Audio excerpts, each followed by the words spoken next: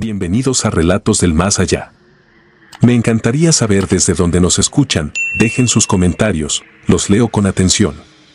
Y ahora, sin más, prepárense para adentrarse en cada relato. Que los disfruten. La firma del viernes. No soy escritor, ni reportero, ni activista. Fui gafe, comisionado con la Marina, de los que aprenden a no temblar, a medir la luz con el rabillo del ojo y a no preguntar de más. Me retiré joven, con el cuerpo cansado y la cabeza llena. Lo que voy a contar no es una denuncia ni una confesión, es un intento por sacar algo de lo que llevo tragado desde hace 2 años y medio. No tengo pruebas para enseñar, lo poco que guardé lo tiré cuando entendí que un papel puede ser una sentencia. Todo empezó en agosto de 2022. Acepté un contrato civil para revisar egresos en un destacamento naval de la costa del Golfo. Llegué por recomendación de un capitán que fue mi instructor, me juró que era trabajo de escritorio. El sueldo era bueno, yo necesitaba empezar de nuevo, y esa necesidad me volvió torpe. Mi tarea era lo normal: compras, vales de diésel, refacciones, alimentos, viáticos, pagos a proveedores, sueldos.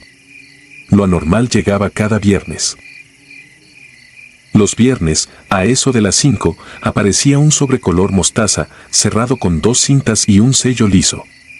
Siempre lo entregaba un cabo al que todos llamaban el quieto. No era mudo, solo tenía esa mirada plana de quien ya aprendió a borrar las reacciones. Lo dejaba en mi mesa, esperaba mi firma en una libreta y se iba. La orden era simple: no abrirlo. Solo registrarlo en el sistema bajo un código interno, fondo 7B. Yo obedecía. En mi oficio, la curiosidad mata, y mata lento. 4 semanas después, me ganó la mano. Era un viernes sin visitas, y el sobre pesaba más. Lo abrí. Dentro venía una hoja, nombres, montos, una columna de recibí, y varias firmas. Al principio pensé en pagos atrasados, luego vi las cantidades y sentí la garganta cerrarse. Había 40, 50, 70 mil pesos marcados como apoyo operativo, sin clave de plaza, sin RFC, sin expediente. Arriba venía el sello del área administrativa y, a un costado, la firma del comandante del destacamento. Yo lo había visto firmar 2 días antes, frente a mí. La firma del sobre era idéntica, la misma curva, el mismo remate, la misma presión. No era parecida, era una copia exacta, como si la hubieran impreso y luego repasado. Esa noche no dormí. El sábado regresé al archivo y revisé sobres previos. Todos traían la misma firma exacta. Luego revisé nóminas y recibos, la misma firma aparecía autorizando pagos de gente que nadie conocía, choferes sin vehículo, cocineros que jamás vi, operadores sin unidad asignada. Empecé a entender el mecanismo: una nómina fantasma, escondida en fondos especiales. Lo peor fue ver apellidos que yo conocía. En 2 listas aparecieron 3 nombres completos que coincidían con compañeros muertos en una operación años atrás. Además venían las iniciales de la unidad y el año de ingreso. La coincidencia era demasiado limpia. Sentí rabia y luego, encima, miedo, porque si estaban pagando con esos nombres, alguien tenía acceso a todo. Cerré el sobre, lo volví a sellar como pude y lo registré. Quise convencerme de que si no miraba, no existía. Pero a partir de ese día, el lugar empezó a hablarme de otra forma. Primero fueron cosas pequeñas. El fondo de pantalla de mi equipo cambió a una foto del muelle de madrugada, tomada desde un ángulo que yo conocía por las guardias. Mi gaveta no cerraba igual. Mis llaves amanecieron giradas al revés en el llavero. En el estacionamiento hallé arena pegada a las suelas de mis botas aunque yo no bajé a playa. Nada era prueba, todo era un aviso fino, hecho para que lo sientas y no puedas reclamarlo. El viernes siguiente, el quieto se quedó un segundo más. Me miró fijo y dijo, casi como consejo: hoy no se le vaya el registro. Se fue. A mí me bastó para saber que ya estaban midiendo mis reflejos. Ese sobre traía algo nuevo. Entre nombres y montos venía una sola línea con coordenadas y una palabra: verificar. Las coordenadas apuntaban a una franja de manglar, cerca de un camino viejo. Yo no conocía el sitio, pero lo recordé por otra cosa. Años antes, una patrulla conjunta llegó a esa zona por un reporte de olores y tierra removida. Encontraron más de 20 cuerpos en una excavación improvisada. Lo supe porque un instructor mío estuvo ahí y volvió distinto, sin contar nada. Ver esas coordenadas en un documento de egresos me dejó frío. Ya no era solo dinero, era un mapa. El sábado por la mañana recibí una llamada de un número sin nombre. Una voz calmada dijo mi apellido y me agradeció mi servicio. Me pidió puntualidad el lunes. Yo no respondí. Colgó y sentí el mismo sudor que se siente antes de un operativo. Volví el lunes y me limité a capturar sobres sin abrirlos, con la vista clavada en la pantalla, como quien repite una oración vacía. Me duró poco. Un viernes, el sobre llegó mal cerrado. La cinta estaba floja, el sello corrido, como si alguien lo hubiera abierto antes de entregarlo. Lo abrí por reflejo. Dentro no había lista de pagos, era una tabla de rutas, fechas, puntos de entrega, y una clave, cobertura ZN. En varias filas aparecían siglas que no eran de unidades, eran marcas de grupos que se oyen en noticias, pero que nunca deberían estar en un papel con sello oficial. Al final, la firma perfecta del comandante. La tabla incluía horas de madrugada y una nota repetida, carga viva. Esa frase me cortó el aire. En operaciones, carga viva no es material. Es gente. Me senté. Pensé en los apellidos de mis compañeros, en el manglar, en ese dinero que entraba y salía como si fuera agua. Entendí que mi trabajo no era revisar, era legitimar con teclado. Y entendí algo peor, que me habían dejado ver lo justo para amarrarme. Ese día decidí irme. Inventé un dolor de columna, pedí incapacidad, entregué mi gafete y salí sin hacer ruido. Me dijeron que estaba bien, que luego veríamos. La sonrisa de quien me atendió no llegó a los ojos. Me fui a otra ciudad, cambié de número, dejé redes, pagué en efectivo. Los viernes eran el peor día, cada viernes esperaba el golpe invisible. La primera señal fue una nota bajo el limpiaparabrisas. Papel limpio, letras impresas, no pierda la costumbre del viernes. No hacía falta firma. Esa noche manejé hasta que amaneció, repitiéndome que era para otro. Mentira. Luego vino lo que ya no pude explicar. Era viernes, semanas después, en un cuarto rentado, lejos del mar. Tocaron la puerta una sola vez. Abrí y no había nadie. En el piso, justo en la línea de la entrada, estaba el mismo sobre color mostaza, húmedo, con olor a sal y diésel. Lo levanté con 2 dedos. No tenía sello, no tenía cinta. Lo abrí y sentí que el aire del cuarto pesaba. Adentro venía una hoja con una sola fila, mi nombre completo, mi RFC, mi fecha de ingreso a Fuerzas Especiales, y un monto. En la columna de recibí estaba mi firma. Mi firma exacta, con el mismo error mínimo en una letra que solo yo conozco. Yo no la había puesto ahí. Nadie debía tenerla. Quise romper el papel, pero me detuve, quise quemarlo, pero pensé en el humo, en cámaras, en vecinos. Lo doblé y lo guardé en una bolsa. Salí a caminar sin rumbo, con la sensación de que alguien iba a ponerme una mano en el hombro. Al volver, el sobre estaba otra vez bajo la puerta, intacto. La hoja adentro era nueva, sin dobleces. La misma fila. El mismo monto. La misma firma. Desde entonces, cada viernes me encuentran. Me mudé 3 veces. A veces el sobre aparece en el asiento del copiloto, aunque yo cierre con seguro. A veces lo hallo en la mesa, junto a mi taza, como si alguien entrara mientras parpadeo. La hoja siempre trae algo nuevo, una coordenada, un apellido, una fecha que luego veo en noticias, una ruta que yo recorrí de joven, como si me estuvieran marcando el camino a un sitio que no quiero volver a pisar. Ya no sé si es gente, si es la institución, o si es algo más viejo que aprendió a cubrirse con sellos y órdenes. Solo sé que el miedo que sentí en el monte no se compara con esto, porque allá el enemigo se veía, aquí no. Escribo esto en diciembre de 2025, en un motel de paso. Afuera llueve. Dentro, el foco tiembla. Mi maleta está lista. No tengo a quién llamar. Ya no intento ser valiente, solo intento durar un día más. Aún así, lo escribo para respirar. Hace un momento, algo se deslizó por debajo de la puerta. No lo he levantado todavía. No hace falta mirar para saber el color. Y sé que, aunque me vaya ahora, el viernes me va a alcanzar en el siguiente cuarto.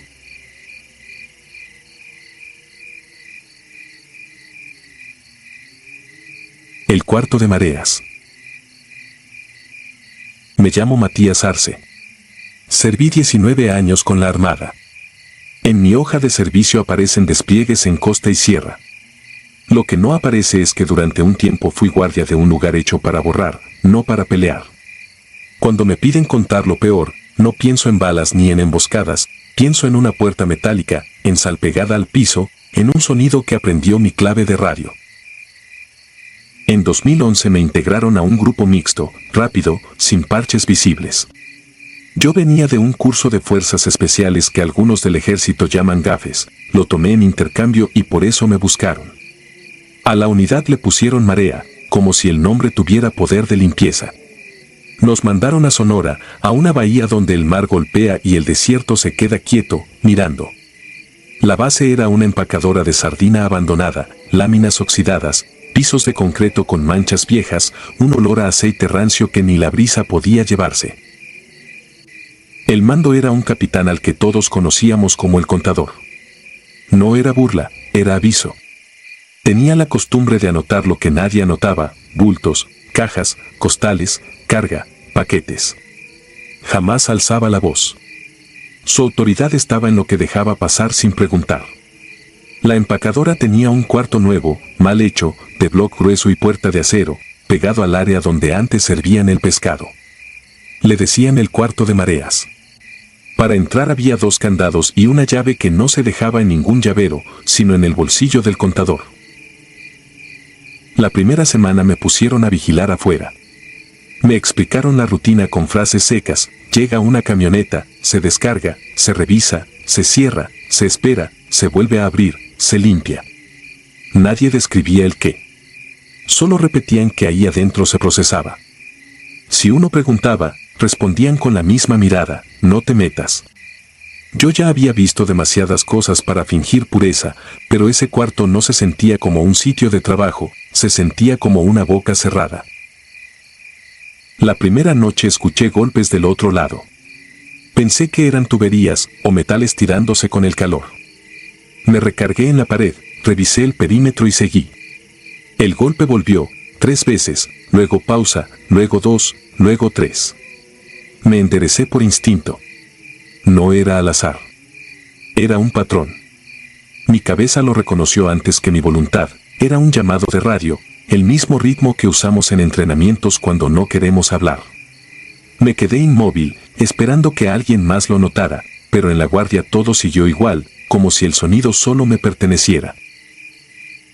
A partir de ahí, cada turno junto a la puerta se volvió una prueba. No era miedo a un ataque, era una incomodidad que se metía por la piel. En los radios, algunas noches, se colaba una interferencia que no era estática, sino aire cerca del micrófono. El operador juraba que venía del mar. El contador lo ignoraba y seguía con su libreta. A mí me empezó a pasar algo peor. Al cerrar los ojos veía una línea de humedad avanzando por el suelo, lenta, como si la marea se metiera hasta el centro del patio. Abría los ojos y no había nada, pero el olor a sal quedaba. Un jueves llegó un convoy al amanecer. Sin distintivos ni luces, motores apagándose y hombres que no miraban a nadie. Traían cajas negras con tapas selladas y, detrás, una camioneta con la lona baja, cargada con bultos envueltos en plástico. La empacadora se llenó de un silencio pesado, como si cada quien supiera dónde poner la culpa para no sentirla. Vi que uno de los bultos tenía la forma exacta de un chaleco táctico y que, por debajo del plástico, asomaba una bota de campaña. No dije nada. Solo vi al contador apuntar, medir con la mirada, ordenar con un gesto. Ese mismo día, mientras lavábamos el área con agua y detergente, encontré en el piso un parche de tela verde oliva, cortado, con velcro. Tenía bordada una letra y un número, como las marcas que usamos. Lo levanté con guantes. Estaba tibio, aunque el sol ya caía. Lo guardé sin saber por qué. En la noche, ese pedazo de tela se volvió una piedra en el bolsillo. No me dejaba moverme. Era como cargar una prueba que se calienta sola. La madrugada siguiente me tocó un turno largo con la puerta. El mar estaba tranquilo, pero el viento traía un chillido fino, como si la empacadora respirara por rendijas.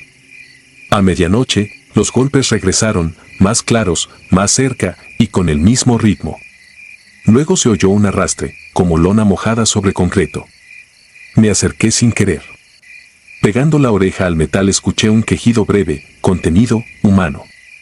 Sentí que se me apretaba el estómago. En el radio, sin que yo hablara, entró una voz distorsionada repitiendo mi indicativo, mi clave personal, exacta, como si alguien la hubiera memorizado con paciencia. No recuerdo haber tomado la llave, pero cuando miré mi mano la tenía. Tal vez la agarré en un cambio de guardia, tal vez me la dejaron cerca como quien deja un arma cargada para ver si disparas. Giré despacio. El candado se dio con un chasquido. Abrí apenas una rendija. Un aire espeso me pegó en la cara, caliente y húmedo, con un tufo ácido que se quedaba en la lengua. Metí la lámpara primero. La luz rebotó en paredes manchadas y en charcos que no deberían estar ahí. En el centro había un contenedor grande, de esos que se usan para almacenar, con la tapa asegurada con correas. A un lado, una camilla, encima, un cuerpo encogido, atado, con la cabeza cubierta por tela. Quise avanzar, pero el suelo se sentía raro, pegajoso. No era sangre, era una película salada que agarraba la suela. El cuerpo en la camilla se movió, desesperado, buscando aire. La tela de la cabeza se le pegaba a la cara como si estuviera empapada. Extendió las manos en mi dirección. Yo apunté por reflejo, por costumbre, como si un arma pudiera ordenar el mundo. En ese instante, el contenedor vibró. No fue un golpe desde dentro, fue como si algo pesado se acomodara, lento, del otro lado de la tapa. La lámpara parpadeó. En el charco del piso vi un reflejo que no correspondía al techo del cuarto, se veía un entramado de vigas oscuras, más alto, como un lugar distinto. Me mareé. El radio volvió a activarse solo y, entre chasquidos, salió una frase con mi propia voz, pero torcida, mojada, pronunciada con un ritmo que yo no tenía. Decía mi nombre como si lo probara. Sentí un frío seco recorrerme la nuca, imposible en ese calor. El cuerpo en la camilla empezó a ser jalado sin que se movieran sus manos, como si la fuerza viniera del aire. Sus rodillas se arrastraron hacia el contenedor, dejando marcas en la sal. Yo quise sujetarlo, pero mis botas se pegaron más. En la tapa se abrió un mínimo espacio, no porque alguien la levantara, sino porque algo desde dentro empujaba con paciencia. Asomó una mano grande, hinchada, de piel pálida, con uñas negras y largas. No era humana. No era de animal. Era como si el mar hubiera aprendido a formar dedos con restos y sal. Me quebré en un segundo. No fue un grito, fue una certeza, una caída interior. Entendí que ese cuarto no solo procesaba carga. Alimentaba. Abría un borde para que algo subiera. Algo que ya sabía mi clave y mi voz. Con una fuerza que no supe de dónde saqué, arranqué una bota del piso, luego la otra. Salí a trompicones y azoté la puerta. Puse el seguro, aseguré los candados con manos que no obedecían. Del otro lado, el patrón de golpes cambió. Ya no pedía auxilio. Marcaba un ritmo que parecía burla sin sonido.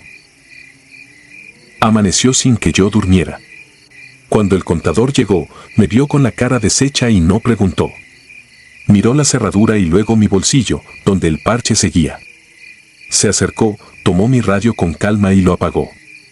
Me dijo, sin emoción, que ahí no se rescataba. Esa frase fue su norma y mi condena. Ese mismo día pedí mi baja. La tramitaron rápido, sin preguntas, como si hubieran estado esperando que yo diera el paso. Me fui lejos del mar.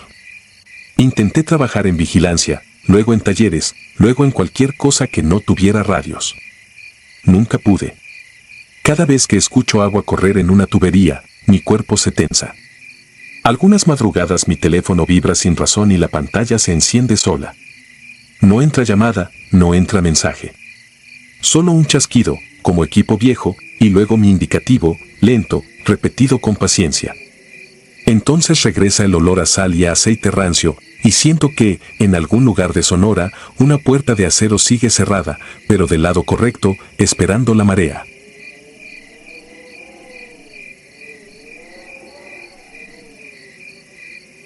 El retén sin nombres.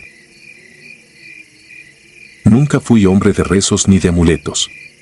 En la Armada aprendí a confiar en lo que se puede comprobar: distancia, tiempo, pulso. Aún así, hay miedos que no vienen de la noche, sino de la certeza de que alguien trae tu mismo uniforme y ya decidió que tu vida vale menos que una caja. Me llamo Iván Salcedo. Serví 12 años. Antes de usar el ancla en el pecho fui gafe del ejército, después me integré a la Secretaría de Marina. Pasé por cursos duros, con instructores que venían de fuerzas especiales, algunos siguieron derecho, otros se torcieron. Cuando me retiré, en 2016, acepté trabajos de escolta para carga sensible, medicamentos, equipo de hospital, cámaras de frío. No era glamour, era disuasión, una camioneta guía, otra atrás, radios sencillos, y la regla de no detenerse salvo por una orden clara. La empresa me mandó al corredor costero entre Manzanillo y la salida hacia Arteaga. Decían que estaban levantando operadores, que se llevaban unidades completas y que, cuando aparecían, lo hacían limpias, como si nunca hubieran tocado terracería. Lo contaban con la voz de quien ya se cansó de indignarse. Salimos antes de medianoche del patio del puerto. El tráiler iba sellado rumbo a un almacén en Morelia. En mi camioneta íbamos 3, todos exinfantes, yo al volante, Soto de copiloto y Méndez atrás. Nadie hablaba mucho. Guardé el celular apagado, por costumbre, porque en ciertas zonas el teléfono deja de ser herramienta y se vuelve un collar. La carretera libre se estiraba entre cerros y plantíos. No había luna. El aire olía a sal vieja y diésel. A esas horas el cuerpo busca señales para mantenerse despierto, la vibración del tablero, el zumbido parejo del motor, el chasquido de una piedra bajo la llanta. La radio seguía muda. Ese silencio largo es una presión, como si alguien estuviera transmitiendo y tú no lo supieras. A las 3 y algo apareció la primera señal extraña, una luz fija, color ámbar, arriba de un poste improvisado. No giraba, no parpadeaba, solo estaba ahí, como un ojo abierto. Aflojé el acelerador. 1 kilómetro después vino el bloqueo, una pick-up atravesada a media cinta, conocí 6 hombres con uniforme verde olivo y armas largas. La primera impresión fue autoridad. La segunda me heló, no traían insignias, ni placas con nombre, ni parches. No era que los hubieran arrancado, estaban limpios, como recién salidos de almacén. Uno levantó una lámpara y la luz me golpeó directo. El tráiler, más adelante, también frenó por la guía. Bajé el vidrio apenas. El que se acercó traía el rostro cubierto hasta la nariz. Su voz fue tranquila, demasiado tranquila para un retén improvisado. Preguntó de dónde veníamos y qué llevábamos. Le contesté lo mínimo. Le mostré el contrato de escolta. Lo miró con una lentitud ensayada y luego me observó las manos, como si buscara señales de entrenamiento. Hizo una seña. 2 se plantaron a mi puerta. Otro se colocó detrás de Soto. Nadie gritó. Ahí se me encendió una alarma que no tiene que ver con valor, tiene que ver con práctica. El improvisado alza la voz para tapar nervios. Estos no estaban nerviosos. Nos ordenaron bajar. Obedecimos. Dejé las manos visibles. En el suelo, cerca de la llanta, vi cintillas negras, de las que se usan para amarrar equipo. No era revisión, era procedimiento. Nos quitaron radios y teléfonos. Revisaron cintura y bolsillos, con prisa controlada, como quien sigue una lista. Pidieron cuota por seguridad y autorización adicional. No lo dijeron como extorsión, lo dijeron como si fuera trámite. Respondí que íbamos registrados y que todo estaba pagado. El jefe sonrió sin alegría y soltó una frase que me dejó frío: no te preocupes, aquí también llevamos bitácora.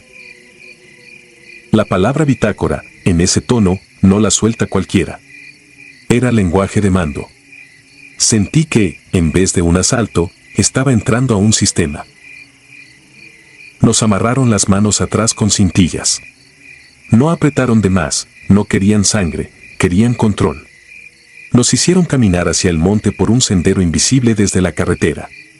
El tráiler quedó encendido. No escuché golpes ni forcejeos, solo el motor alejándose, como si lo condujera alguien que sabe de cajas y de cambios. Tras 10 minutos, el ruido de la carretera murió. Entró el olor a tierra húmeda y hojas aplastadas. Llegamos a una planicie con lonas, camionetas sin placas y un generador. Había mesas, cajas de munición ordenadas, colchonetas, incluso un bote de basura con bolsa nueva. La organización era militar. La intención no. Nos pusieron frente a una mesa. Encima había carpetas con nombres escritos a mano, credenciales de operador, licencias federales, tarjetas bancarias, parches recortados. El jefe abrió una carpeta y dijo mi nombre completo. Luego mencionó un dato de mi último año de servicio que no aparece en ningún papel civil. Me ardieron los oídos, como si me hubieran tomado por la nuca. Ahí entendí el verdadero horror: no venían por la carga. Venían por nosotros. Alguien llevaba tiempo reuniendo información de exmilitares, escoltas, operadores, gente que sabe callar. Y esa información estaba en manos de hombres que podían ponerse el uniforme que quisieran. Nos llevaron a una bodega de lámina, sin ventanas, iluminada por una sola lámpara. Adentro había varias personas sentadas en el piso, con la mirada perdida, la cara inflamada por el cansancio. Nadie hablaba. El silencio ya no era prudencia, era agotamiento. Pasaron horas. A ratos se oía que llegaba alguien, se oía el arrastre de algo pesado, se oía una puerta cerrarse. En una ocasión abrieron y entró un hombre con uniforme de marina, esa tela azul que cualquiera reconoce. Caminaba como mando, sin prisa, como si estuviera en un patio. Me bastó verlo de perfil para sentir que el estómago se me hacía piedra. Era Cano, un instructor de un curso viejo. En el servicio se decía que lo habían dado de baja. Ahí estaba, con los ojos despiertos y una calma que no pude ignorar. No habló largo. Señaló a 2 y se los llevaron. Nadie gritó. El miedo, cuando es total, te deja sin garganta. Luego me señaló a mí. Me sacaron al aire libre. La luz ámbar seguía encendida a lo lejos, marcando el sitio. Cano se acercó y me dijo, casi como trámite, que yo aún servía. No lo dijo como halago. Fue una manera limpia de decir que, si no aceptaba trabajar, mi nombre se quedaría en una lista y mi familia también. Yo asentí. Fingí obediencia. En la vida civil uno aprende que a veces la mentira es la única coraza. Me dieron agua. Mientras bebía vi, detrás del generador, una pila de teléfonos apagados, todos sin chip. Vi también fotos impresas. Entre ellas estaba la mía, tomada de una red social vieja, con mi madre en una comida. Ver esa imagen ahí me quebró por dentro, porque no era amenaza abstracta, era alcance real. La oportunidad llegó cerca del amanecer, cuando cambiaron guardia. Un joven se distrajo con el radio. Me dejaron solo unos segundos junto a la bodega, con una mano aún atada pero con espacio para mover los dedos. Tenía una navaja pequeña escondida en la bota. Corté la cintilla sin movimientos grandes.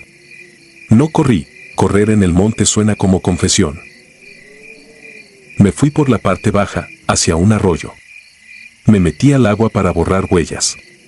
Avancé entre ramas, piedras y lodo, sin mirar atrás. No escuché persecución inmediata, y eso me asustó más. Los que se creen dueños del terreno no se precipitan. Caminan y esperan. Con el sol levantando, llegué a una brecha y vi pasar un camión de volteo. Levanté el brazo. El conductor dudó, pero se detuvo. Me subió sin preguntas. Me dejó en una gasolinera grande, ya con gente. En el baño me vi al espejo, cara manchada, ropa hecha polvo, ojos que no reconocí. Llamé desde un teléfono público. Reporté la ruta y el punto aproximado. La respuesta fue la misma: lo vamos a canalizar, ponga su denuncia. En la empresa solo preguntaron si la carga se había perdido. Cuando dije que sí, el encargado respiró como quien confirma una apuesta. Nadie mencionó a Soto ni a Méndez. Yo tampoco. Si su archivo tenía mi foto, también podía tener mis llamadas. 3 días después encontré mi camioneta frente a mi casa, lavada, sin un rayón. Adentro, en el portavasos, dejaron una tarjeta plastificada sin logos. Solo tenía una frase escrita a mano: bitácora actualizada. Desde entonces no manejo de noche. Si me toca carretera, busco horarios con sol y con gente. Aún así, cada vez que veo una luz fija en un poste o un uniforme sin nombre, siento que el país se me encoge en el pecho. El horror no fue lo que me hicieron, ni lo que pudieron hacerme. El horror fue entender que hay hombres entrenados para proteger que aprendieron a usar esa misma técnica para cazar, y lo hacen con orden, con turnos, con papeles, como si fuera un servicio más. Y mientras esa bitácora siga creciendo, siempre habrá un retén listo para abrirla en tu cara.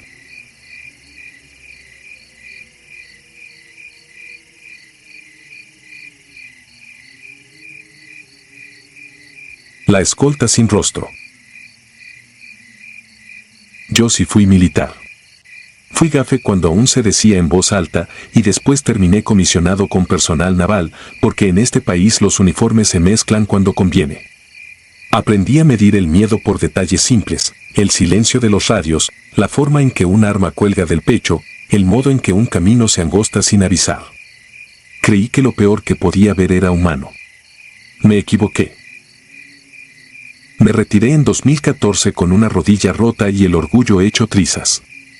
La vida civil no te recibe con honores, te recibe con cuentas.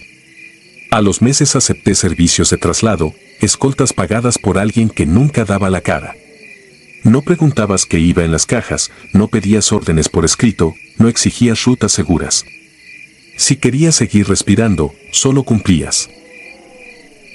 La noche que me persigue fue en febrero de 2016, entre la sierra que divide Nayarit y Jalisco. Íbamos 3 vehículos pesados y 2 camionetas verdes sin placas. 2 tráileres con caja cerrada y, al centro, una plataforma con un contenedor marítimo sellado con grapas nuevas, 20 pies de metal gris que olía a solvente reciente. La escolta éramos 6 ex fuerzas especiales, todos con cara de haber envejecido antes de tiempo. El mando era un capitán de fragata al que le decían cárdeno, seco, metódico, de esos que te ordenan con los ojos sin gastar saliva. A mí me tocó ir pegado al contenedor, en la primera camioneta de retaguardia. Mi trabajo era simple: vigilar flancos, marcar distancia, evitar que alguien se arrimara por veredas. El chofer de la plataforma era un civil, joven, manos temblorosas, su único pecado era manejar bien. Yo llevaba la radio en el volumen justo para oír sin distraerme. A las 11:30, como si alguien hubiera girado un interruptor, perdimos señal. Era normal. Lo anormal fue la frecuencia táctica. Empezó a colarse una estación local, con una locutora de tono perfecto, demasiado limpio para estar en esa montaña. Repetía un boletín idéntico cada 30 segundos: el despliegue de fuerzas federales garantiza la tranquilidad en la región. Evite caminos rurales durante la noche. No cambiaba una coma, no respiraba, no se equivocaba. Era una grabación, pensé, pero ¿por qué se metía justo ahí, justo en nuestra frecuencia, como si nos estuviera buscando? Subimos más. El aire se puso frío y el olor cambió. No era pino ni tierra mojada, era sal, puerto, red húmeda. Un olor de costa en pleno monte. Miré al chofer por el espejo y vi su gesto de ¿tú también? Asentí. Nadie habló. Hablar era aceptar que algo no cuadraba. En una curva nos topamos con un retén improvisado, conos, una manta sin letras, 2 patrullas blancas con los logotipos tapados con cinta.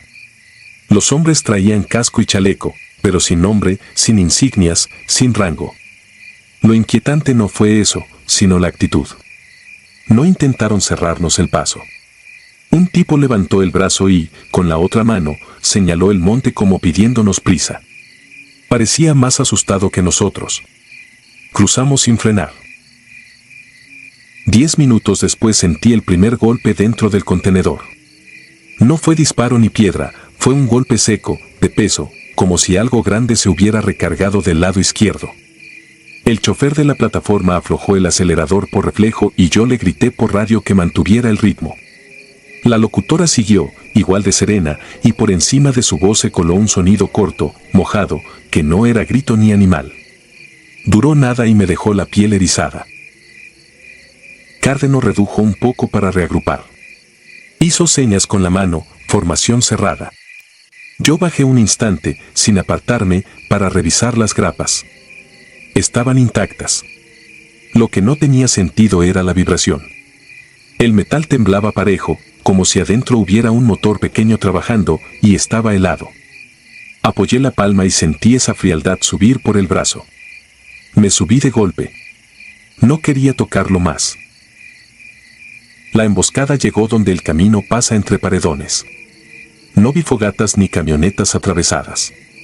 Vi sombras pegadas a la roca y escuché impactos en la carrocería. El vidrio del vehículo del capitán se cuarteó, pero no frenó. Aumentó la marcha. Nosotros igual. Disparamos hacia las laderas solo para abrir espacio, porque no había blanco claro. El contenedor respondió con golpes, uno tras otro, como si celebrara. Salimos a un claro y atravesamos una ranchería pequeña. Casas de bloc, un taller, una tiendita. Todo apagado, pero había gente parada en las puertas, mirando. La luz de los faros les barría la cara y ninguno se inmutó. No mostraban sorpresa, no mostraban miedo, miraban como quien espera que pase algo que ya conoce. Al fondo había una capilla con la puerta abierta y en el marco colgaba una cuerda con campana. La campana se movía sola, sin viento. Por radio, Cárdeno soltó la única frase larga de toda la noche: no miren atrás. Mantengan ritmo. Obedecí por reflejo. Aún así miré un segundo por el espejo. Vi el polvo, la plataforma, el contenedor siguiendo. Y vi una figura pegada al suelo, larga, moviéndose a la misma velocidad que nosotros, como si el camino la arrastrara. No vi pies. No vi manos. Solo vi que se deslizaba y que la luz no la terminaba de dibujar. Tragué saliva y volví al frente. La locutora siguió: la seguridad es prioridad. La repitió varias veces, y en una de esas la frase cambió: apenas una falla, la seguridad es por ustedes. Se me aflojaron las piernas. La grabación volvió al texto original, como si nada. Al entroncar con la federal no había retenes ni patrullas. Solo asfalto húmedo y un silencio raro, demasiado limpio. Cárdeno nos sacó hacia el oeste, rumbo a una estación de bombeo vieja que aparecía en un croquis, no en mapas. Llegamos cerca de las 4. El sitio tenía malla, caseta y una puerta metálica grande. Estaba abierta, la cadena colgaba rota, reciente. La orden era clara: dejar el contenedor y desaparecer. Yo cubrí con mi equipo mientras 2 de los muchachos cortaban grapas. Cuando la última se dio, el olor a sal se hizo denso, como si abrieras una bodega de muelle. Nadie quiso asomarse. Aún así, la puerta se abrió sola, despacio, empujada desde adentro con calma. El interior era oscuro, pero alcanzamos a ver lo suficiente. No había cajas. No había armas. No había nada que justificara esa ruta. Había uniformes doblados, húmedos, con manchas oscuras, chalecos tácticos con placas y, colgados en el fondo, parches con nuestros apellidos bordados, idénticos a los que usábamos en campaña. Algunos traían fechas que no correspondían: 2019, 2021, 2023. Vi mi apellido ahí y sentí un vacío que me revolvió el estómago. No era orgullo. Era una sentencia. Toro, el más joven del grupo, dio un paso adentro para tomar un parche. La puerta se cerró de golpe. Las bisagras tronaron. Su lámpara parpadeó y se apagó. No escuchamos forcejeo. No escuchamos gritos. No escuchamos golpes. Lo único que se oyó fue la locutora, ahora desde dentro del contenedor, con el mismo tono pulcro: evite caminos rurales durante la noche. Intentamos abrir con palanca. Nada. Intentamos con sierra. La hoja se dobló como si el metal fuera piedra. Disparamos a las bisagras. Las balas marcaron el borde y no hicieron más. Cárdeno se quedó inmóvil, mirando, como si por fin tuviera enfrente algo que no le cabía en la cabeza. Luego hizo lo que hacen los mandos cuando se les acaba el control: ordenó retirada. Nos fuimos sin Toro. Nos fuimos con la sensación de que alguien nos había contado un chiste horrible y nosotros no entendíamos la broma. En el camino, el amanecer aclaró el cielo con un tono pálido, casi enfermo. La radio seguía con estática y boletines. No hubo persecución. No hubo reporte. No hubo nada, y eso fue lo más difícil de soportar. 2 días después vi una nota en televisión, breve, sin contexto: autoridades localizan estación de bombeo abandonada, sin indicios de incidente. Mostraron imágenes del sitio. La puerta estaba cerrada. La cadena se veía nueva. La caseta estaba iluminada. La malla intacta. Como si nosotros nunca hubiéramos tocado ese lugar, como si Toro nunca hubiera existido. Llamé a 2 de los que estuvieron esa noche. Uno no contestó jamás. El otro me respondió con voz seca y me dijo que no recordaba mi nombre, que él nunca había ido a la sierra, que yo estaba confundido. Le envié una foto del equipo, una donde salimos antes de partir. Me bloqueó. Esa negación me dio más miedo que cualquier balazo. Esa noche apagué todo en mi casa. Aún así, a las 11:30 exactas, escuché en la cocina la voz de la locutora, limpia, tranquila, como saliendo de un radio que no estaba ahí. Repetía el boletín. Busqué en cada cuarto, revisé enchufes, revisé mi teléfono. Nada. En el silencio volvió el olor a sal, fuerte, cercano. Me quedé quieto, respirando despacio, esperando que pasara. Entonces sentí en la espalda una vibración pareja, como metal frío temblando, como un contenedor estacionado en la oscuridad. No volví a trabajar en convoys. Pero eso no importa. Hay cosas que no te siguen por el camino, te esperan en tu propia casa.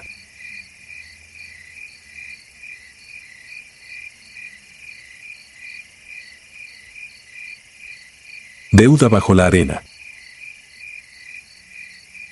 Me llamo Ramiro y soy segundo maestre de la Infantería de Marina.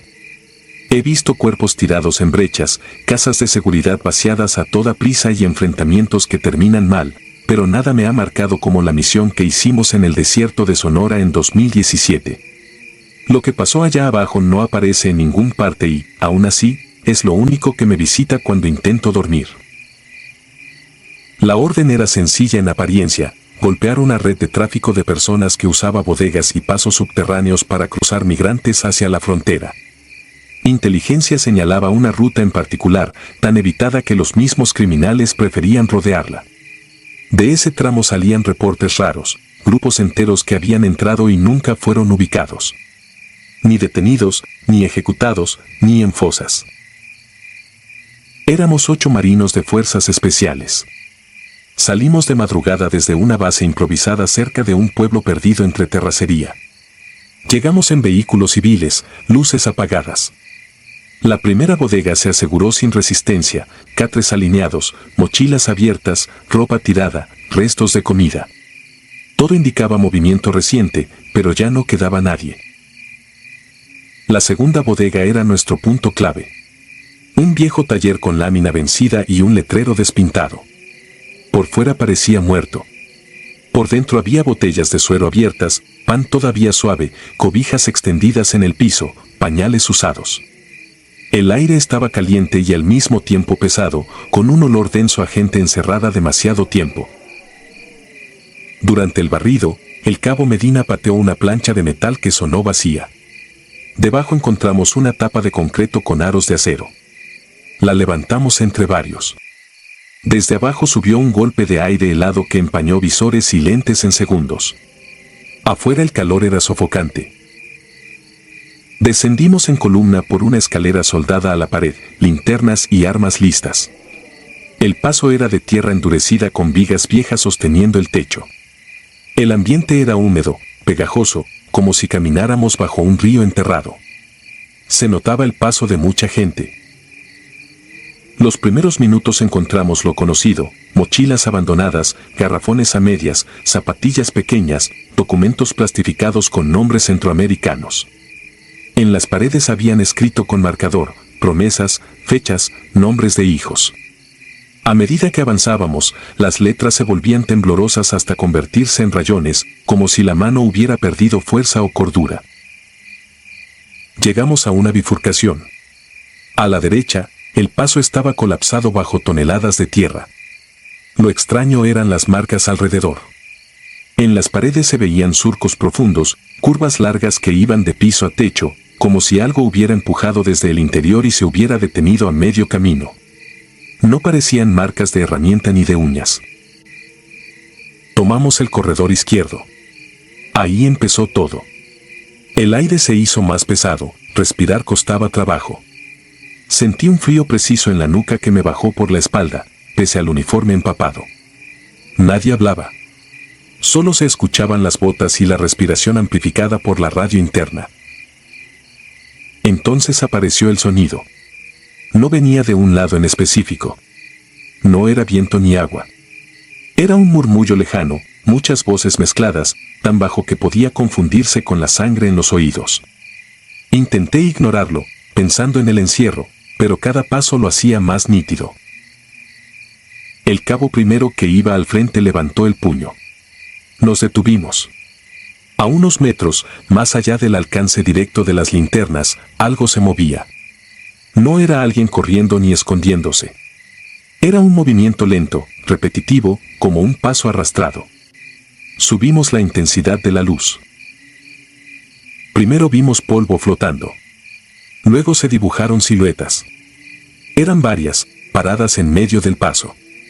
Tenían forma humana, pero no se movían como personas. Los hombros caídos, la cabeza ladeada, los pies casi pegados al suelo. El balanceo de sus cuerpos era torpe, sin ritmo. La lógica decía que eran migrantes en shock.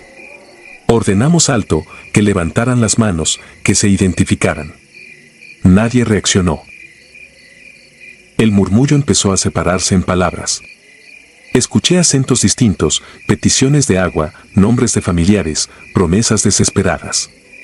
Frases truncas que se repetían una y otra vez. Apunté mi luz al rostro de la figura más cercana. Era un hombre delgado, cubierto de tierra seca. La piel de la cara estaba opaca, sin brillo, como una foto vieja.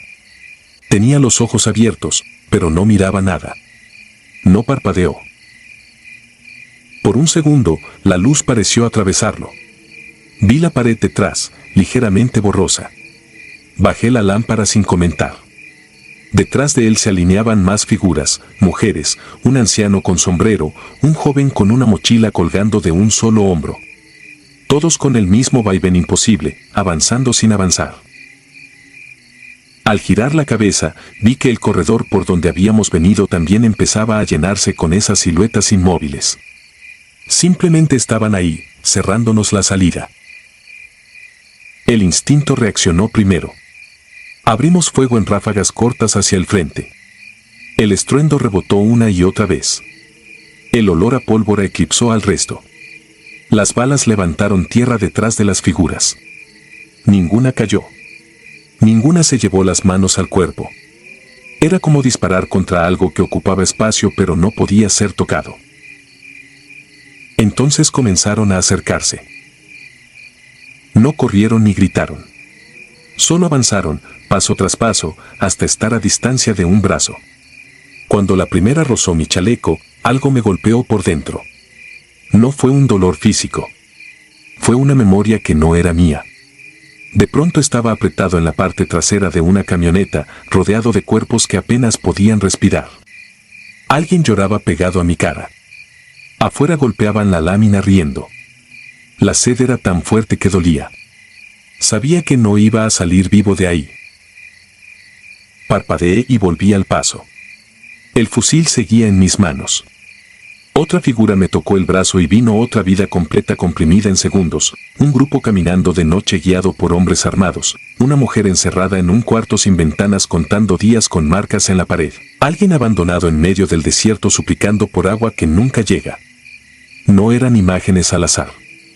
Eran los últimos minutos de muchas personas. Mis compañeros también estaban siendo invadidos. Uno se golpeaba el casco contra la pared, tratando de sacarse algo de la cabeza. Otro se arrancó el equipo de la cara, jadeando como si se ahogara. Alcántara, el más joven, empezó a reír. Era una risa quebrada, sin alegría. Levantó el fusil hacia su propio pecho. Lo tiré al suelo con un empujón.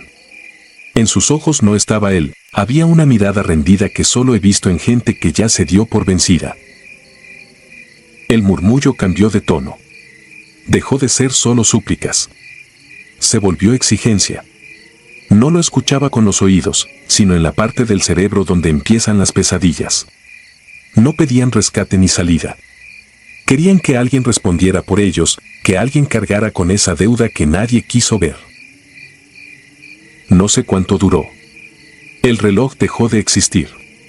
Recuerdo al jefe de equipo iluminando una abertura lateral, una cámara excavada en la pared y gritando la orden de movernos. Entramos casi empujándonos unos a otros.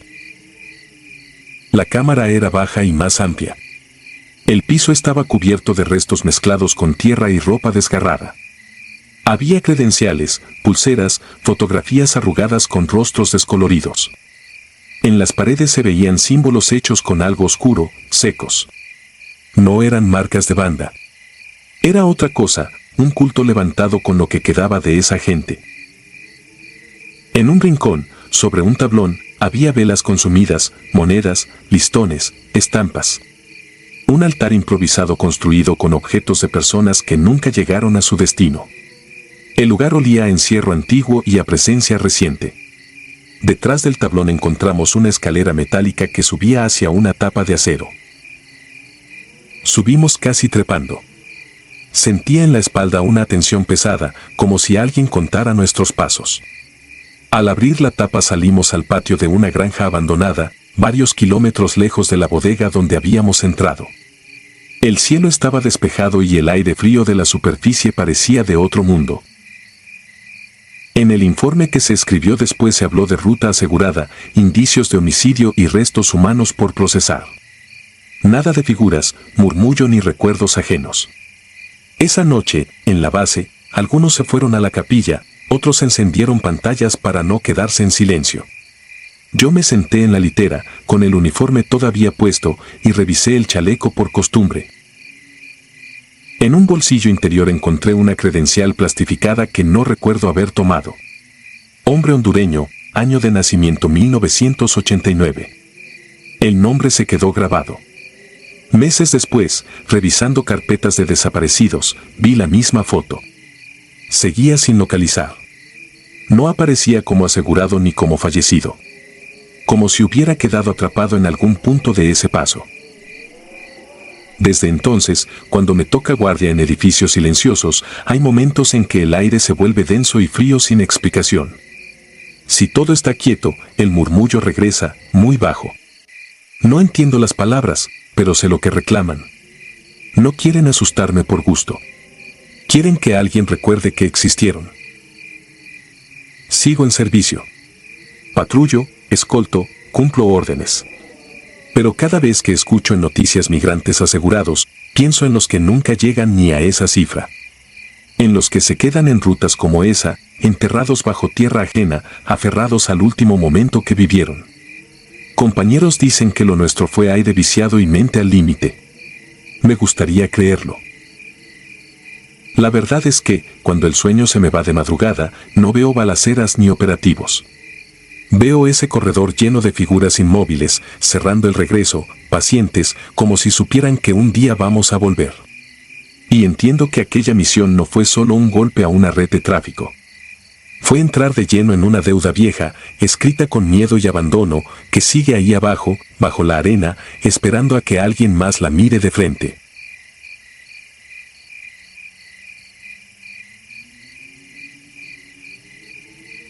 La gritadora del altar. Dicen que el desierto todo lo amplifica. El calor, la sed, los pasos, las ideas. Aprendí que también multiplica lo que no tiene nombre. Esto que cuento pasó en 2012, cuando yo era infante de la Marina Armada de México asignado a operaciones en el Gran Desierto de Altar, Sonora. Esa noche entendí por qué algunos veteranos, al hablar de la línea con Arizona, miran el horizonte como si fuera una boca abierta que no termina nunca. Éramos 6, patrulla ligera. Salimos al anochecer después de reportes sobre rutas clandestinas que habían cambiado de sitio. 2 Sandcat, equipo de visión nocturna, brújula de respaldo, agua justa. La radio PRC que nos tocó iba bien hasta que entramos a una planicie de sal y arena que parecía sin principio ni final. Me tocó ir de punto a pie en una vereda que apenas se distinguía cuando la luz se caía. Todo se volvió plano, tan plano que uno pierde sensación de distancia. El viento traía polvo fino que se metía entre la tela del uniforme y la piel. Lo primero raro no fue lo que vi, sino lo que dejó de oírse. El zumbido de la electrónica se apagó como si alguien bajara un interruptor. La radio quedó muda, los GPS marcaron líneas sin sentido, el reloj del tablero quedó en ceros. El sargento hizo señas, avanzar a pie y mantener formación. A unos 300 metros, una elevación baja ofrecía buen punto para observar. La alcanzamos sin mayores problemas, pero ahí arriba, el aire apretaba el pecho. Fue entonces que escuchamos el grito. No era eco de coyote ni motor ahogado. Era una voz. Femenina. Larga. Aguda. Vino de alguna parte hacia el noroeste, donde la planicie cae en un mar de dunas. Nadie dijo nada porque no hizo falta. A todos se nos tensó la nuca al mismo tiempo. En ese paisaje, ese sonido no tenía lugar. El sargento me señaló avanzar con otro marino hasta una zona de rocas oscuras que cortaban la arena como una cicatriz. Descendimos con cuidado. La arena crujía bajo las botas, seca y pegajosa a la vez. La linterna se quedó sin fuerza, como si la batería se hubiera cansado de golpe. Encendimos solo un segundo el modo tenue. No había nada. Ninguna huella clara aparte de nuestras suelas. Aún así, la sensación de vigilancia nos siguió, pegada a la espalda como una mirada que no cede. Regresamos a la elevación. El sargento ordenó marcar rumbo de vuelta a los vehículos, reagrupar y salir de ahí. Y entonces la escuchamos otra vez, más cerca, como si se arrastrara por el aire. 2 marinos buscaron frecuencia de emergencia. Solo chisporroteo quebrado. Un tercero señaló al horizonte, una luz fija, baja, como una lámpara lejana en medio de nada. Parecía moverse aunque no cambiaba de sitio. Nos quedamos un momento mirándola sin entender. La arena comenzó a levantarse en remolinos cortos. No era tormenta, pero mordía la cara. El grito volvió, partido en 2, uno arriba, otro clavado al ras del suelo. Me sentí torpe, con las manos heladas por dentro de los guantes. Nadie disparó. ¿A qué le tiras cuando no sabes dónde está? Bajamos otra vez, ahora los 6. El plan era alcanzar los Sandcat por una ruta más directa aprovechando la planicie. El viento nos golpeaba de frente. La luz del horizonte parecía retroceder a nuestro paso, como si nos midiera. Un marino que iba a mi izquierda se llevó la mano al pecho, decía que sentía algo vibrar bajo la arena, un pulso, una especie de latido que subía por las plantas de los pies. No supe qué contestar. Yo lo sentía también, pero no quería darle forma con palabras. El grito siguiente no vino de lejos. Vino detrás de nosotros, tan cercano que las cervicales me tronaron. Giré con la carabina lista. Nada. Solo arena peleando contra el aire. Caminamos más rápido. Otro grito, ahora muy al frente, pero arriba, como si flotara.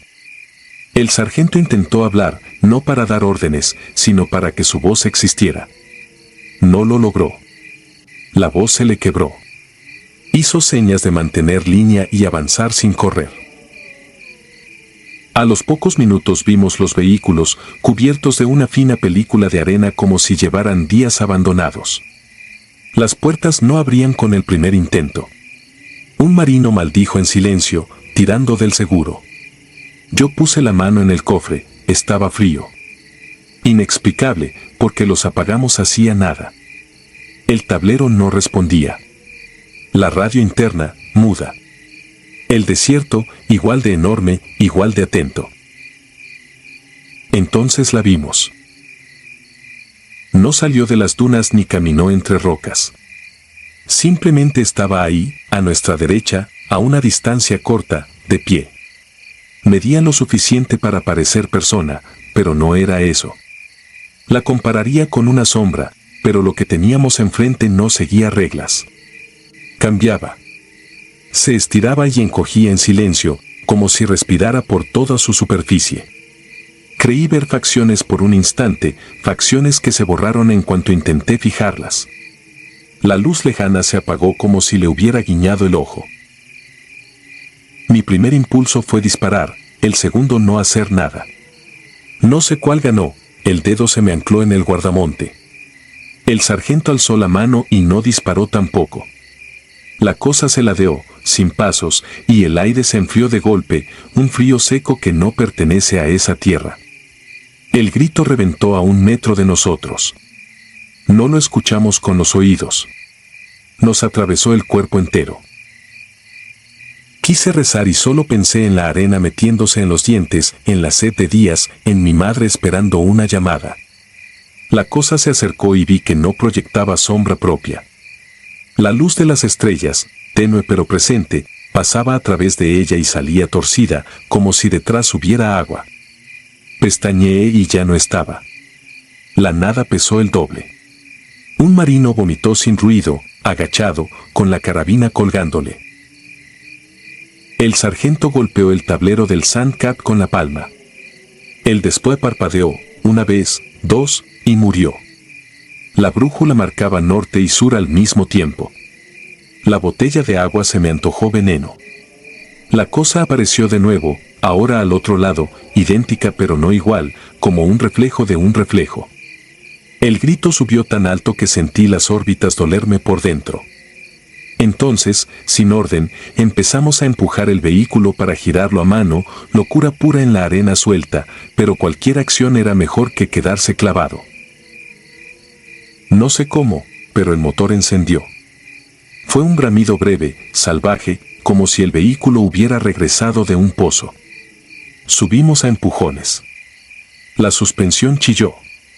Yo me aferré a la manija y miré atrás por instinto. La cosa no corría. Se multiplicaba a lo lejos, en cortes de luz, en parpadeos. 3, luego 5, luego una sola vez más grande. El sargento aceleró sin mirar el tablero. La arena nos tragaba hasta media llanta. El grito volvió, pero ahora parecía venir por el piso del Sandcat. Sentí el metal vibrar bajo las botas. Apreté los dientes tan fuerte que me dolió la mandíbula. Aceleramos en línea recta guiándonos por un punto del cielo y por el recuerdo del camino, nada más. No hubo persecución al estilo de película. Hubo presencia. Presencia que se pegaba a los cristales y se iba cuando la mirabas de frente, presencia que volvía a tu lado opuesto, como si probara dónde te quebrabas. No sé cuánto tiempo duró.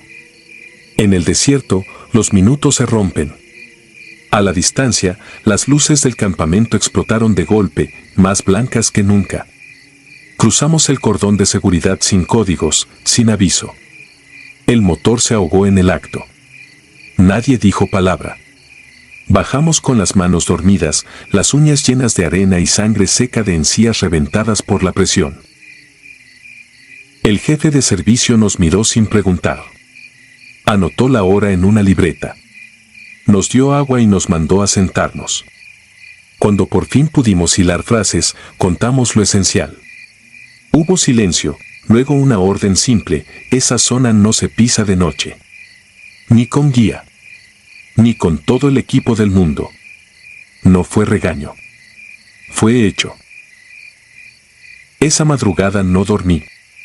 Me acosté con el uniforme puesto, la carabina cerca, los oídos atentos a lo que no quería oír. El viento sopló normal. Las tiendas crujieron normal.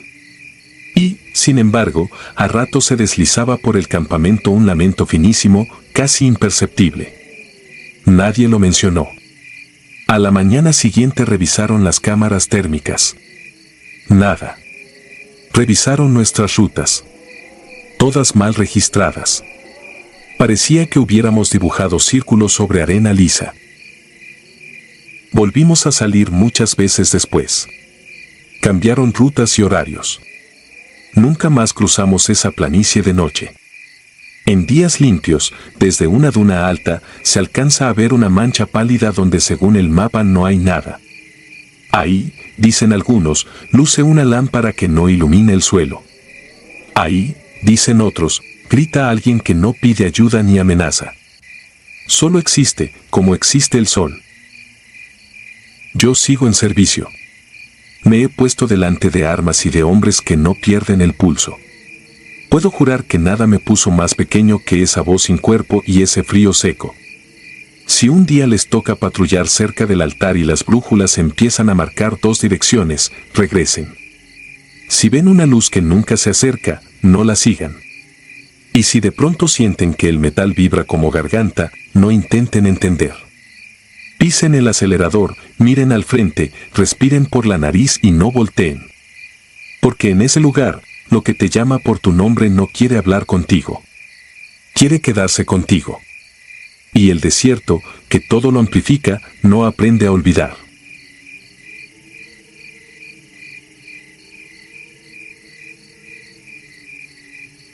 Guardia en la bruma. Soy infante de marina.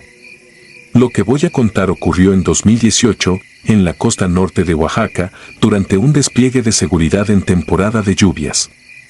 Éramos 6 en la patrulla y yo llevaba el último turno, de 3 a 6 de la mañana.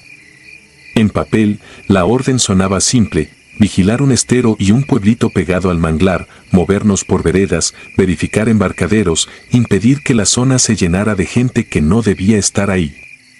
En el mapa, todo era azul y verde. En el terreno, todo era silencio. Llegamos al destacamento temporal en una casa ejidal abandonada, cerca de unas lanchas varadas. Techo de lámina, catres viejos, paredes manchadas por humedad. Los primeros 2 días hicimos recorridos cortos. El tercer día, la gente comenzó a desaparecer de las calles. No se veía a nadie barriendo patios, no se escuchaban gallinas ni radios. Las puertas quedaban entreabiertas, pero los cuartos estaban vacíos. A veces, desde una ventana, alcanzaba a ver una cortina moverse y nada más. Nos asignaron un guía, un pescador de manos ásperas que evitaba cruzarnos la mirada.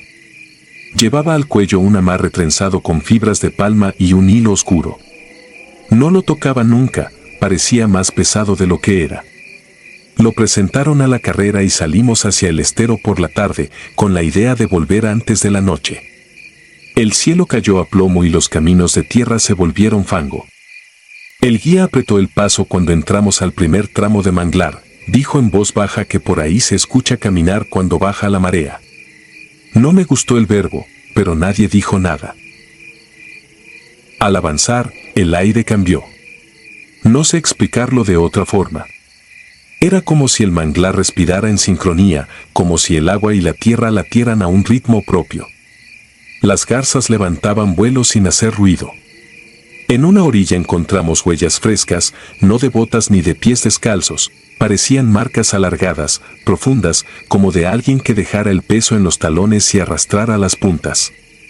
Tomamos coordenadas y seguimos. Nadie habló. El guía quiso rodear una pequeña lengua de agua, se negó a cruzarla por el tronco.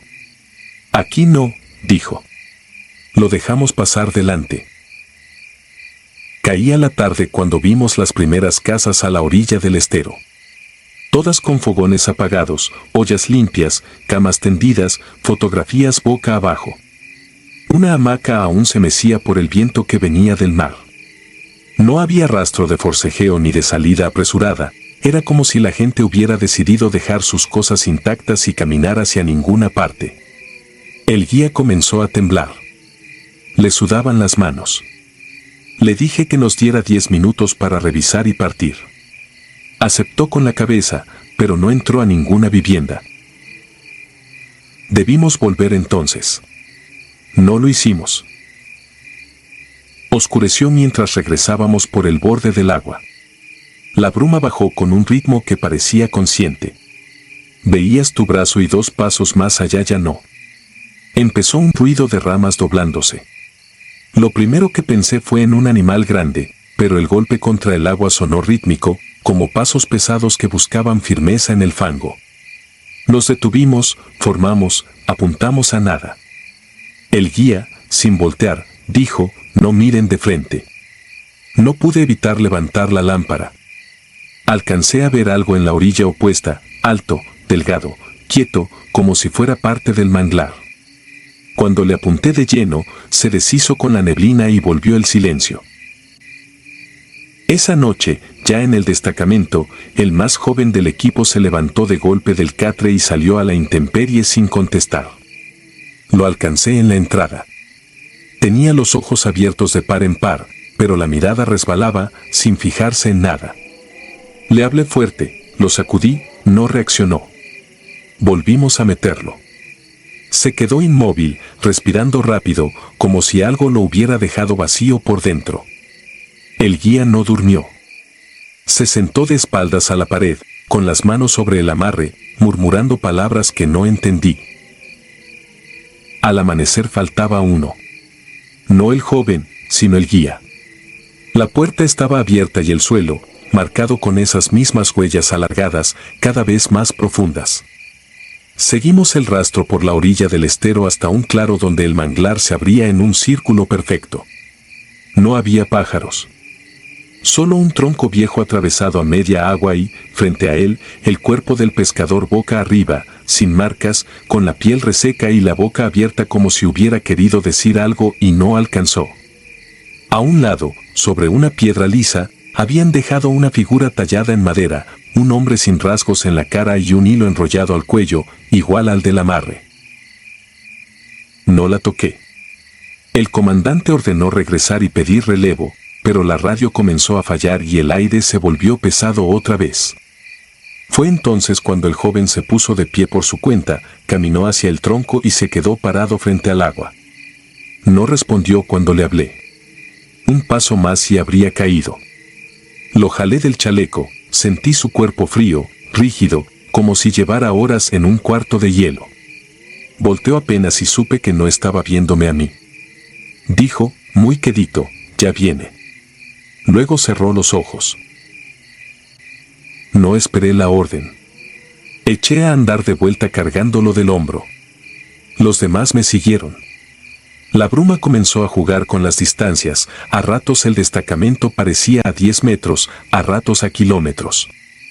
En el borde del camino se repetían las marcas. Cada tanto, a nuestra izquierda, sonaba el mismo ritmo de paso sobre agua y lodo, siempre paralelo a nosotros, sin acercarse del todo. No disparé. Sentía que si disparábamos algo iba a romperse de forma irremediable. Llegamos con los primeros tonos de luz. El joven quedó tendido en el catre, respirando a tirones. Yo me quedé de guardia hasta las 6. No pasó nada, pero la sensación de presencia no se movió un segundo. Cuando por fin amaneció, entró una claridad pálida que no calentaba. El comandante ordenó evacuar al muchacho en la camioneta rumbo a la carretera. Solo avanzamos 50 metros. La niebla, densa como pared, cerró el camino. El motor se ahogó. Bajamos. El aire olía a sal y lluvia. Entonces lo vimos. Estaba parado en medio del camino de terracería, a no más de 20 pasos. Alto, de proporciones largas, empapado, como si hubiera salido del agua. Era un contorno hecho con la misma materia de la bruma.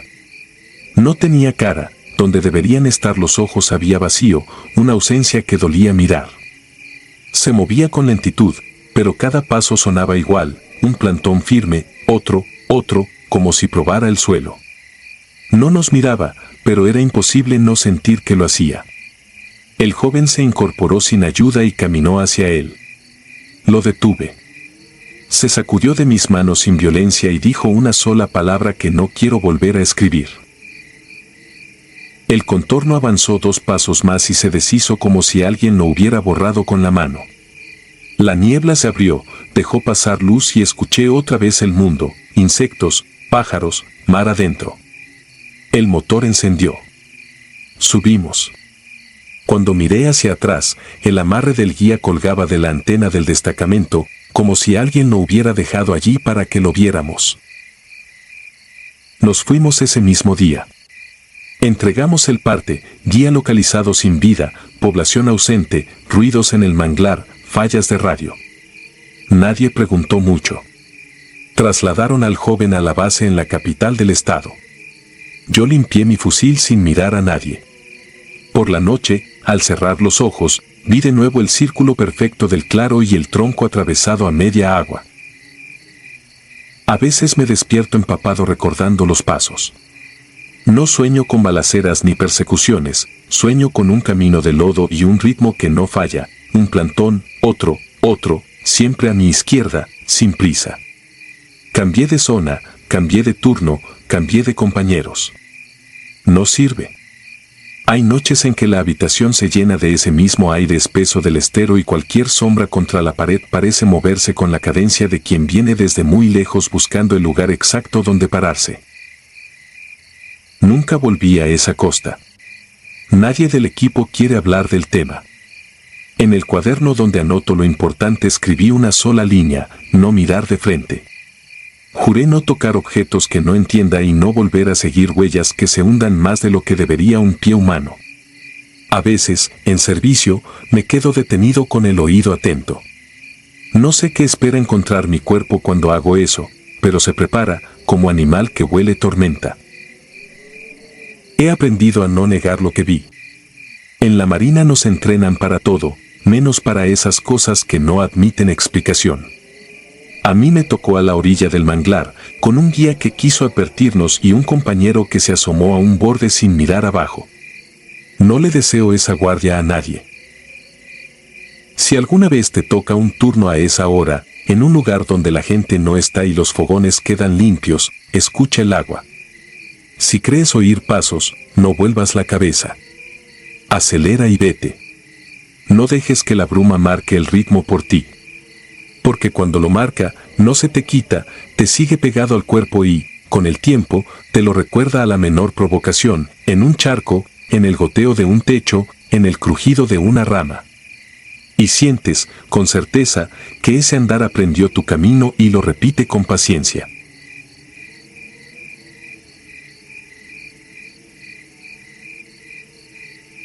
Coto de caza.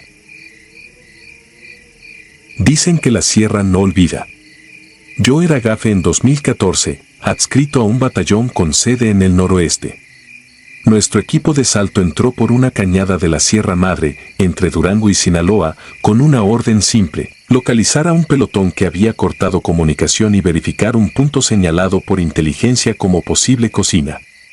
Decían que los marinos habían pasado días antes y también se habían quedado sin señal. Era rutina hasta que el aire nos recibió con un olor que no era monte, ni diésel, ni pólvora. Era metálico, como taller viejo.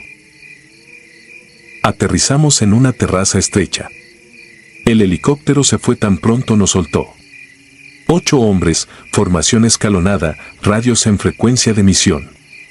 Yo iba de explorador con NVG en la mochila y el AM/diagonal PEQ listo. Desde los primeros pasos, el monte sonaba mal. No había insectos, no había pájaros, y el viento parecía moverse al ritmo de un aliento enorme escondido entre los pinos. Nadie lo dijo, pero todos lo pensamos. A los 20 minutos topamos una primera pista, una funda para cargadores abandonada junto a piedras marcadas con tiza militar. El trazo decía Norte 200 y terminaba en nada. Encontramos también una radio rota y, a unos metros, algo que preferiría no recordar, un chaleco partido como si lo hubieran arrancado con una fuerza sin sentido. No había cuerpo. Solo marcas en el suelo que no cuadraban con bota humana. Eran profundas, espaciadas de forma rara, como si alguien con piernas demasiado largas hubiera jugado a provocar. El teniente ordenó avanzáramos hasta la quebrada. Yo llevaba la brújula, la aguja vibraba como si algo la llamara. La luz se fue sin transición. No hubo ocaso, solo sombra cerrada. Armamos un semicírculo defensivo, trampas con cordel y latas, y una clave, a la menor alarma, luces ir y fuego controlado. Yo me quedé de guardia mirando una línea de pinos tan recta que parecía hecha a mano. Entonces se oyó un grito que no era de coyote ni de puma. Era largo, profundo, calculado. Nos puso de pie sin pensar. Pasamos lista. Faltaba el más joven. No hubo caída de ramas, no hubo arrastre, no hubo disparos. Llamamos por radio. Contestó estática y, detrás de la estática, su timbre. Estoy aquí. Sonaba normal, pero algo en la cadencia estaba equivocado, como si practicara nuestra lengua y todavía no dominara los silencios. Corrimos hacia la voz. No apareció. La voz se movía, primero frente, luego atrás, luego arriba, como si el monte la rebotara a voluntad. Al amanecer, el teniente nos metió de nuevo en columna. Encontramos restos de uniforme, un guante, un casco golpeado. A un costado del cauce seco había marcas de arrastre hacia una oquedad oscura. Descendimos con cuerda. Abajo, tierra removida, retazos de tela, placas dobladas. Y en una roca plana, alineadas con cuidado, cuentas de plástico de un rosario deshecho. No sé quién las puso así ni para qué. Regresamos al alto con una sensación de persecución que no venía de atrás, sino de alrededor. A mediodía las sombras eran tan densas que prendimos las linternas. El segundo de a bordo empezó a respirar acelerado. Dijo que alguien le hablaba, que usaba mi voz y la del teniente y la del chico perdido. Le ordené que se calmara. Asintió, y a los 10 pasos se metió entre los pinos, sin mirar, como si obedeciera otra cadena de mando. Disparamos una ráfaga al aire. No regresó. Esa noche el terreno se duplicó. Caminábamos siguiendo la brújula y volvíamos al mismo claro. Las latas del perímetro sonaban aunque no había viento. Entre las ramas, ojos. No brillo de linterna, ojos. 2 puntos fijos, demasiado altos para ser de un animal del monte, demasiado quietos para ser humanos. El teniente autorizó fuego selectivo. 3 disparos. Nada cayó. Nada huyó. El tercero que perdimos apareció al día siguiente colgado de un pino, amarrado con su propia cuerda de descenso, abierto de un modo que el monte no produce por accidente. No hubo tiempo para rosarios ni para poemas. Lo bajamos y lo cubrimos con lona. El olor metálico llenó todo. Nadie habló. El teniente guardó el cuaderno en la bolsa del pecho y ordenó plegarnos hacia el norte hasta interceptar la brecha de una mina abandonada. La brecha no llegó. La aguja marcaba norte, nuestros pasos marcaban norte, y aún así se repetían los mismos troncos caídos, la misma roca con una mancha, la misma botella de suero pisada. El tiempo cambió de forma, o pasaba demasiado rápido o no pasaba. El sol se quedó clavado en un ángulo que no calentaba. El agua sabía a pila vieja. Al atardecer, si eso era atardecer, vi aquello. No quiero adornarlo. Caminaba erguido, pero cada articulación parecía mal puesta. El pelaje parecía prestado, pegado en parche sobre una piel elástica. La cara no era de animal, pero tampoco de hombre. Era una máscara mal encajada con una mandíbula exagerada que no debería cerrar y, sin embargo, cerraba. No abrió la boca. Aún así lo escuché. No con los oídos. Con algo más profundo que no sé nombrar. Dijo mi nombre y dijo alto. Obedecí por un segundo que me supo a derrota. El teniente me empujó el hombro, me devolvió al presente. Cuando apunté, ya no estaba. Nos quedamos 4. Uno de los muchachos se cortó el cable del radio con su navaja. Dijo que las voces venían de ahí por dentro. El otro empezó a rezar con los dientes apretados, sin formar palabras. El plan, si se le puede llamar así, fue ir a su encuentro. Si nos estaba guiando en círculos, romperíamos el círculo yendo hacia su centro. Marcamos una línea con pintura en troncos y la seguimos hacia la parte más espesa del pinar. El suelo cedió. Caímos a una especie de fosa cubierta con ramas. Yo golpeé hombro y cadera. El de la oración se quebró mal. Abajo, entre tierra húmeda, había cosas que hablaban de casa, cascos de diferentes décadas aplastados, cantimploras abolladas, placas viejas, botas sin par. No contaré más. Subimos como pudimos. El que se había lastimado pedía que lo dejáramos. Lo amarramos a una cuerda y lo jalamos entre 3. El aire pesaba como si respiráramos dentro de un horno apagado. Al salir, el bosque nos entregó un claro pequeño. La luz parecía falsa. De pronto, los pinos hicieron un pasillo, y lo que fuera que jugaba con nosotros enseñó su paciencia. Se llevó al herido sin ruido, con la facilidad de quien arranca una fruta madura. Lo único que me quedó fue su casco girando en el suelo hasta quedar inmóvil. Disparamos hasta vaciar. Las ramas no se movieron. El penúltimo, un sargento viejo, me miró con ojos que ya habían visto más de lo que convenía. Me dijo en voz casi imperceptible que no corriera hasta ver algo que no fuera árbol. Algo hecho por manos humanas, dijo. Me enseñó una bengala. Si ves luz que no es nuestra, no te acerques. No hubo discursos. Me puso la bengala en la pechera y sonrió sin dientes. Se fue a la derecha haciendo ruido a propósito. La cosa lo siguió. Yo me quedé congelado con la respiración en el cuello, esperando un tiro que nunca sonó. Oí su voz, la de él, moldeada, llamarme por mi apodo, pidiéndome agua, bromeando como en la base. No me moví. Esperé hasta que el silencio se hizo grande. Entonces corrí. Corrí sin brújula, sin plan, guiado solo por la necesidad animal de salir. Vi luz. No una trampa. No una linterna. Era un helicóptero en aproximación, cortando el aire de la cañada. Me lancé al claro agitando el paño, disparé al cielo. Me vieron. Me levantaron. En la cabina, un paramédico me sostuvo la cabeza. Me dijo que llevaba 4 días perdido. Para mí fueron semanas. Pregunté por los demás. Nadie más. El parte oficial habló de emboscada, terreno difícil, desorientación. Dijeron que inventé para cubrir traumas. Me dieron de baja. No discuto.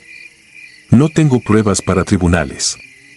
Tengo noches y un sonido en el límite de la audición que me llama por mi nombre y me promete que la sierra no olvida.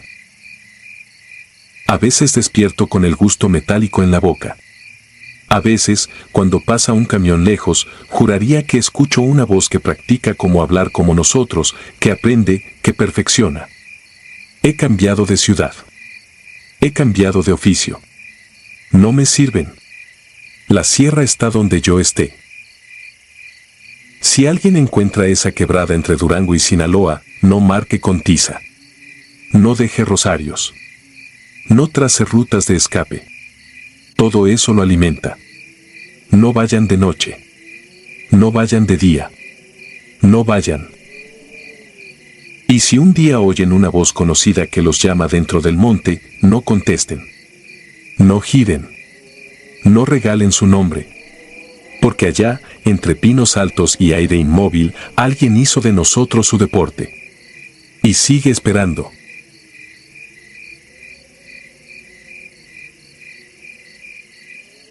Si te gustaron estos relatos, regálanos tu like y déjanos tu comentario. Y no olvides suscribirte al canal para que sigas recibiendo las notificaciones de los próximos relatos. Tu apoyo nos ayuda a seguir creciendo dentro de YouTube. Nuevamente, mil gracias y nos vemos en el próximo relato.